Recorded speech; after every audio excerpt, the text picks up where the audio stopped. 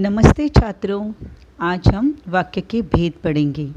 वाक्य के भेद दो प्रकार के होते हैं, एक अर्थ के आधार पर और दूसरा रचना के आधार पर। इसके पहले हम देखते हैं वाक्य किसे कहते हैं।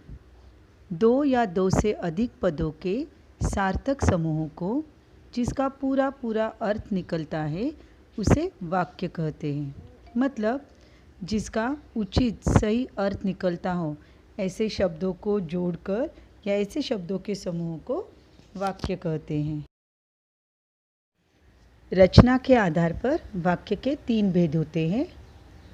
एक सरल वाक्य, इसे साधारण वाक्य भी कहा जाता है।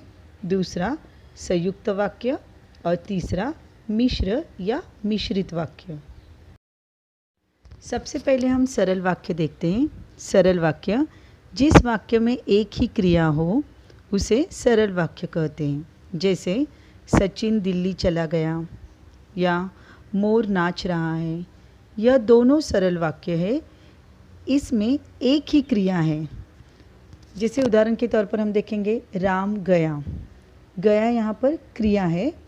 इसमें अगर हम ऐड करते हैं कि राम स्कूल गया, अब राम साइकिल पर स्कूल गया, सभी वाक्य सरल वाक्य हैं क्योंकि इसमें एक ही क्रिया है, गया। रचना के आधार पर वाक्य का दूसरा प्रकार है संयुक्त वाक्य। संयुक्त वाक्य में दो या दो से अधिक सरल वाक्य समुच्चय बोधकों से जुड़े होते हैं। समुच्चय बोधक शब्द मतलब जैसे और, परंतु, तथा, या इत्यादि। अगर हम कहें कि मैं कल बीमार थी इसलिए स्कूल नहीं आ सकी, यहाँ पे बीमार थी स्कूल नहीं आ सकी, इन दो सरल वाक्यों को इसलिए इस शब्द से जॉइन किया है या जुड़ा गया है, इसलिए यह संयुक्त वाक्य कह सकते हैं। राधा से मैंने फल मंगवाए थे परंतु वह ला ही नहीं। यहाँ पे परंतु शब्द हैं जिससे पता चलता है कि यह संयुक्त वाक्य है। बराबर। तीसरा रचना के आधार पर वाक्य का प्रकार है मिश्र वाक्य या मिश्रित वाक्य। जिस वाक्य में एक मुख्य और शेष आश्रित उपवाक्य हो उसे मिश्रित या मिश्र वाक्य कहते हैं। जैसे पारू ने कहा था कि वह दिल्ली जाएगी।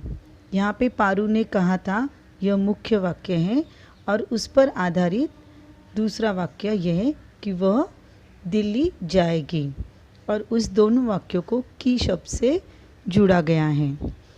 यहाँ पर संयुक्त वाक्य और मिश्र वाक्य में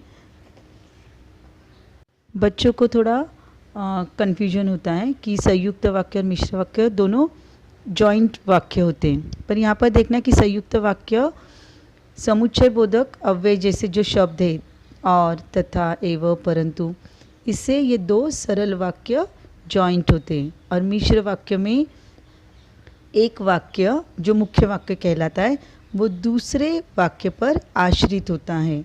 तो ऐसे वक्त में मिश्र वाक्य के लिए जो शब्द आते हैं वो ज़्यादातर की से जुड़े होते हैं। ताकि, बल्कि, क्योंकि, जैसा कि, या फिर जहाँ तक, जब तक, यदि तो, यद्यपि, तथापि, जिधर उधर, इस प्रकार के शब्द मिश्र वाक्य में ज़्यादा आते हैं। तो इस प्रकार छात्रों, आज हम लोगों ने रचना के आधार पर वाक्य के तीन भेद सीखे। पहला सरल या साधारण वाक्य, दूसरा संयुक्त वाक्य, तीसरा मिश्र या मिश्रित वाक्य। आशा है आप सभी को यह समझ आया होगा। धन्यवाद।